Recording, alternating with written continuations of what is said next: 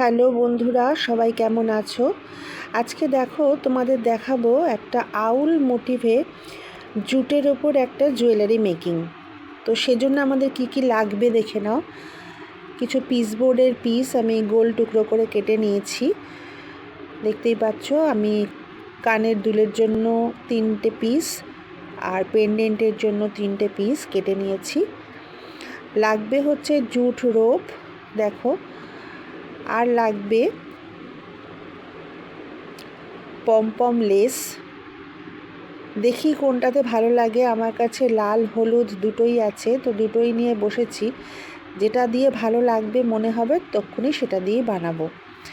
আর দেখো কিছু বিডস নিয়েছি, উডেন বিডস, গোল উডেন বিডস আছে, আর চৌকো মতো এটাও বিডসটা আছে।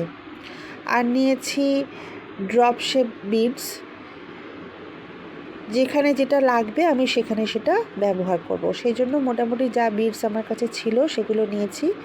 আর দেখো লাগবে ফেভিক্রাইলের ফেব্রিক গ্লু, যেটা আমাদের জুটটাকে লাগাতে খুব সাহায্য করবে।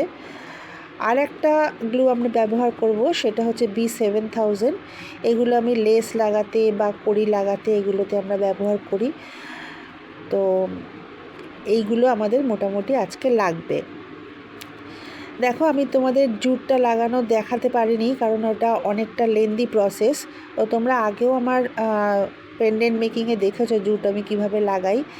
দেখো জুটটা লাগিয়ে কিছুটা পিসবোর্ড একটু বাকি রয়ে গেছে, তো সেটাকে আমি কেটে দেব, কারণ ওটা একটু মনে হয় ব্যাকা ছিল, তো ওটা আমি কেটে দেব।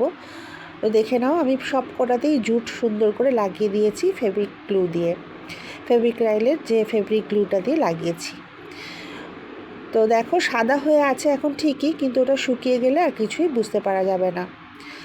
তারপরে দেখো আমি ওই B7000 দিয়ে সব গ্লুগুলো দিয়ে B7000 গ্লু দিয়ে ওটা লাগিয়ে দিয়েছি, চোখগুলো করেছি এবং কিছু বিডস লাগিয়ে দিয়েছি চোখের মাঝখানে।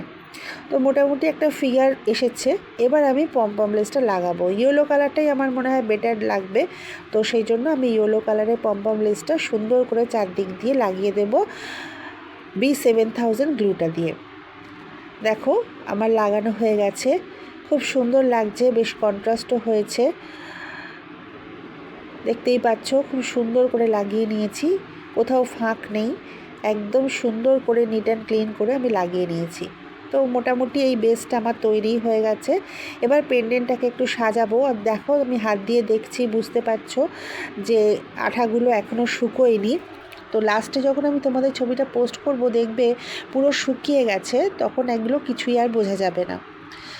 দেখো কিছু একটা জুটের মধ্যে আমি কতগুলো বিডস আর কটন বল আর কড়ি লাগিয়ে সুন্দর করে সাজিয়ে নিয়েছি। এটা আমি পেন্ডেন্টটাকে সাজাবো বলে। তো এটা তোমরা যে যেমন খুশি সাজাতে পারো, এটা দিলে আমার মনে হয় ভালো লাগবে, সেজন্য দিয়েছি। দেখো কি সুন্দর লাগছে। তারপরে আমি গলায় যেটা দিয়ে ঝোলাবো সেই একটা টার্সেল বানিয়ে নিয়েছি। এগুলো আমি তো ঘরেই বানাই। আর যে চৌকো উডেন বিডসগুলো রেখেছিলাম সেই উডেন বিডসগুলো দিয়ে টার্সেলটা সাজিয়ে নিয়েছি। আর এটাকে আমি ইয়ারিং হুকটা লাগিয়ে নিয়েছি যাতে এটা হ্যাঙ্গিং হয়, দেখতে খুব সুন্দর লাগবে। দেখো কি সুন্দর লাগছে। তো তোমরা যে যেমন পমপম লেস তোমাদের কাছে আছে তোমরা সেইভাবেই বানিয়ে নিতে পারো। আর এটা খুব সিম্পলের মধ্যে খুব সুন্দর দেখতে। কার কেমন লাগলো জানিও কিন্তু। টাটা।